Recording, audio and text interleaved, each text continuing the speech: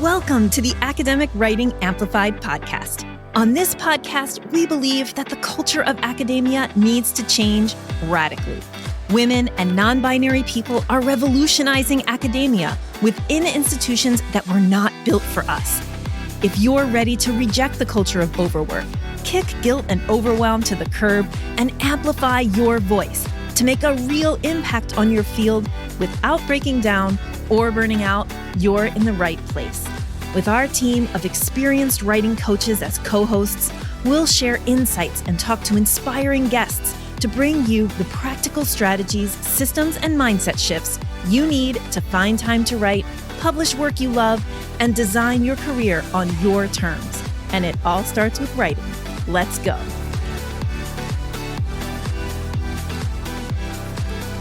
Hey, everyone. Hello. So, I'm exhausted. Are you exhausted? I think you probably are. I hear it all the time from academics and especially from those who come and start our programs. The ones who finish our programs feel somewhat less exhausted, but it is, it comes and goes. It can get worse and get better. And so today I want to talk about how operating under the kind of very, very high standards that you have for yourself is exhausting. And exhausted people have a hard time writing. So there's a relationship between any kind of creativity and rest. And something that might not, like maybe you're like an engineering professor or a chemistry professor, and you don't really think of yourself as like a creative person or a person who is creating, but you are. Professors create all the time. We create syllabi for our courses. We create lectures and PowerPoint presentations. We create learning materials. We create environments, right? We create labs. We create writing. Right. And so even though you might not think of the kind of academic writing that you do as like creative writing, you are creating when you are writing. And so any act of creation like that really does require a commensurate amount of rest. But as an academic, you're probably not that great at resting. And all of this is complicated by the fact that you are operating with like the highest standards.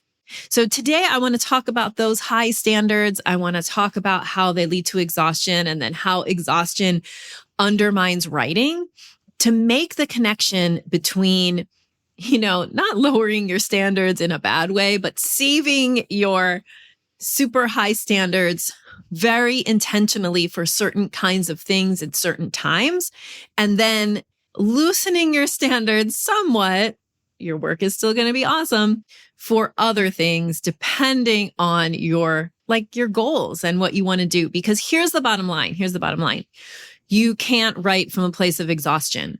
And so your publication pipeline will stall out if you are exhausted all the time. So let's dig into that. So let's talk first about operating at exceptionally high standards. You probably finished your PhD and got your tenure track job because you operate with really high standards, right? So you're not doing your work halfway. You are trying to be the best at what you do. You're trying to do the best job in everything. Especially for women, you really have this idea, and it's learned through the culture of academia, that you have to do more than men have to do. If you're a woman of color, you are intersectionally having to do more to prove yourself in the eyes of that white male culture of the academy, right? Women of color especially are undermined and ignored by that kind of culture of academia writ large. So it feels like we got to work extra hard. We have to always be impeccable. We have to, just operate with the highest standards, and we can't slip. That is not possible for humans to maintain all the time. and we are humans. So we really have to think about the ways in which we can manage our energy and manage our expectations around what parts of our career or what activities that we're involved in we are going to give that high standard to, and what places in our career and even in our lives, right, where we can accept a lower standard, like still excellent, still good, but not like it has to be the best ever. So let me give you an example. One example is like when you're writing a grant, we want to go for excellence, right? Like we really want to have high standards in grant writing. It's going to increase our ability to get the grant. And, it's so much work and energy to write a grant. It's really like, it's hard to see it not get funded, right? Because we've put so much time and energy into it. So you definitely want your like grant writing to have a really high standard, right? But let's say you're going to a committee meeting and you have to take the minutes. Please take mediocre minutes. Like just let it be fine. It doesn't have to be great, right? You don't have to operate with a like super high level of excellence in all these things. And truthfully, like for teaching, of course, we want to be excellent, great teachers. Do we also have to like in every single assignment be meticulous graders? Could we have some assignments where we grade meticulously and others where we don't? How can you kind of manage your energy output towards your teaching work so that you're putting lots of energy into the important things that you want to do with a high standard, and then letting some other things be like just the same that they were last year? Like no reason to have to like reinvent the wheel or try to do it better and better every year. Like some things we could do better. Some things maybe we just leave them the same. So what I'm trying to say is that if you are working from this place where you are always pushing to this super, super high level of excellence, and that's probably how you got to where you are, that's great. And you've earned the ability, and everybody has the right to this, right?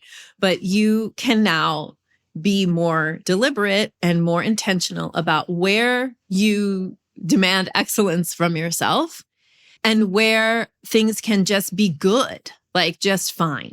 Because truthfully, your good and your fine is probably better than most people's good or fine. It's probably excellent. If we continue to demand this kind of high level of excellence in every single thing that we do in every aspect of our job, we will just get exhausted. And this is the connection that I want to make. If you are operating from exhaustion, you can't write. Like you can't write exhausted, or you can, but it's like 3-4 times slower than it would be if you weren't exhausted. And that's because creation, like writing, creative activity, which writing is, whether you're science or whatever kind of writing you are doing, creating, that requires a certain amount of rest from you. So how this manifests a lot for people is like, they'll say like, I just don't have any motivation to write. Right. So they'll be like, my pipeline's clogged up and it's because I have a lack of motivation. And the first question I ask everyone is, do you have a lack of motivation, or are you like tired, like deeply exhausted? And for many people, they are deeply exhausted. So we're striving and striving and striving to be like excellent in everything we do with this really high standards. And then we get exhausted, and then we say we have a lack of motivation for writing. And it's just like, it's really treating yourself like inhumanely to do that. So writing needs rest. Like I'm not saying to use this as like some kind of excuse to not write. Like, well, I'm never rested, so I'll never write. Like, no, not that either. Not the extremes. You need to acknowledge that you can't really write from a place of exhaustion. So you have to look at how you can be less exhausted. And that's where you can look to like, well, where are there places where I want to keep my high standards? And what are the places where I can just be good instead of being like, oh, I have to be, the most excellent minute taker at this meeting, or I got to chair this committee in like the most excellent way that anybody's ever chaired the committee. Like, really? Like, you don't really, though. So save those like moments where you're like, I really, really want to do excellent work for the work that is deserving of your very precious energy and attention. The other layer here, right, to combat exhaustion so that you can write is rest. I'll just give you like a really real example right now. It's been a very difficult 3 months over here in my coaching business, and also somewhat like with some health things with the kids. We all got just like a terrible cold that brought us down. I'm still like this like little weird cough that I have is still part of that bad cold that lasted for 4 weeks, 3-4 weeks. Like I think we're on week 5 now, where we still kind of have this like still not 100%. And I just feel run down. I feel really run down. And of course, my coaching friends were all like, when are you going to take a break? When are you going to take a break? And I knew like I needed to take a break as well. Thankfully, that break is happening. So that's really, really good. And so I want you to think about like for yourself, like what has been dragging you down? What has been sucking your energy? How can you combat exhaustion, right? Like how can you build in some rest so that you can feel better and so that you have some place to write from? I was talking to a client the other day and she was talking about how she has this like really long warm up period for writing. Like she was using the word procrastination, like she procrastinates for like 2 hours before she can like actually start writing. But when she was describing what she was doing, I'm like, I don't think that you're procrastinating. I think that you are tired, like that, that you are like resting.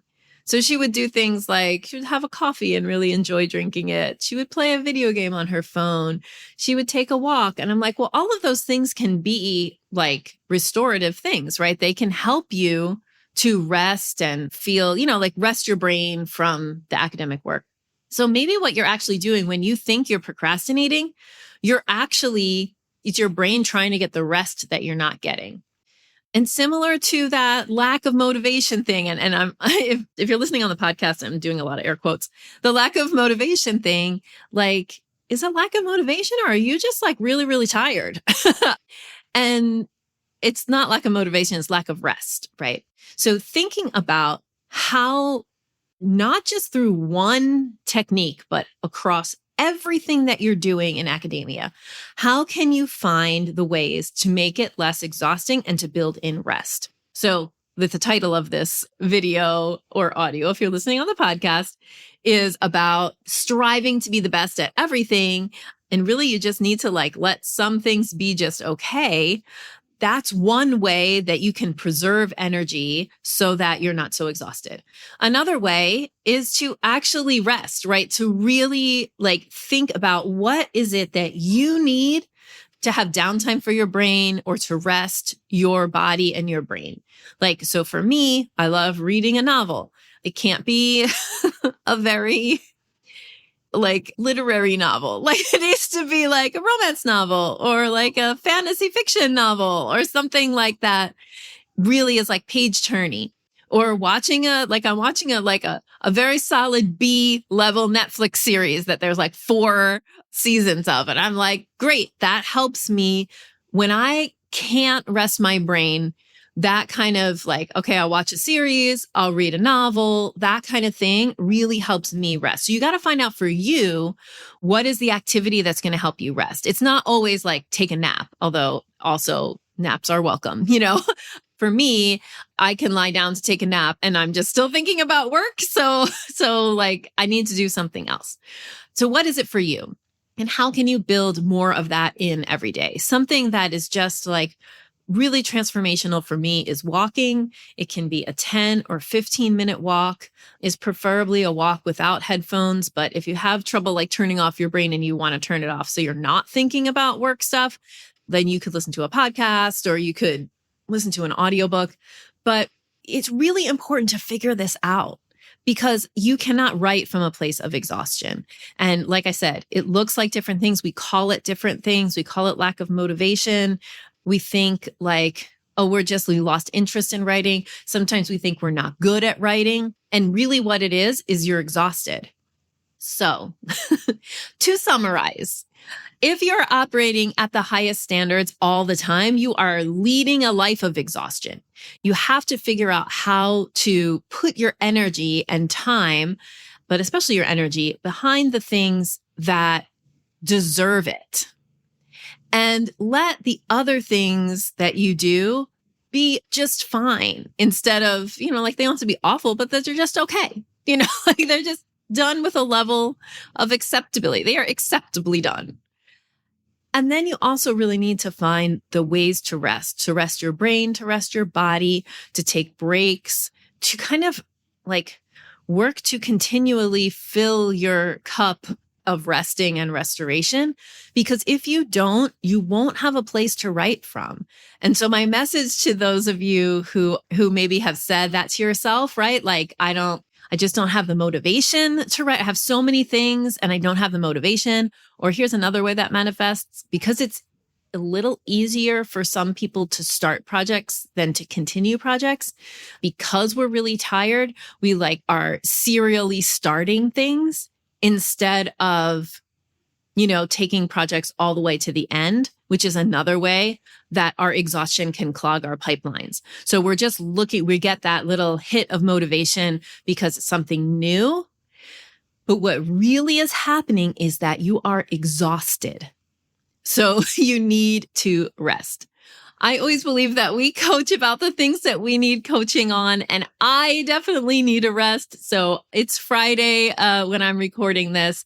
So I'm going to go and do that resting. I hope that you do the same, and just understand that if you want to publish more things and if you want to get your writing and your voice out in the world, you need to rest. You can't do it from a place of exhaustion.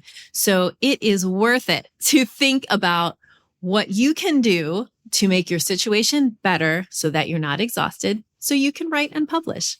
By the way, we have the wait list for our next cohort of Navigate open. So I'm going to leave a link here, but basically it's scholarsvoice.org/navigate. And you can click on the pink button to join the waitlist. Now, joining the waitlist means that you're going to be the first one to hear when we are opening our enrollment period. Our enrollment involves an application process. We highly curate our Navigate community. So if you are interested in some of the things I've been talking about here, and especially when it comes to that energy, like putting your best energy behind the things that deserve it, there's a lot of that in Navigate. So if you're interested in joining our next 12-week cohort of our Navigate program, which is a program for clearing your publication pipeline so that your voice is heard in the world at the level that it should be, then go ahead and go get on the wait list. Have a great day. Bye. Thank you so much for spending your valuable time supporting yourself and your writing by listening to this episode. If you like what you heard today, the best way to say thank you is to hop on over to Apple iTunes and write an honest review. The more reviews, the more amazing academic women and non-binary people will find this podcast. So go write one now.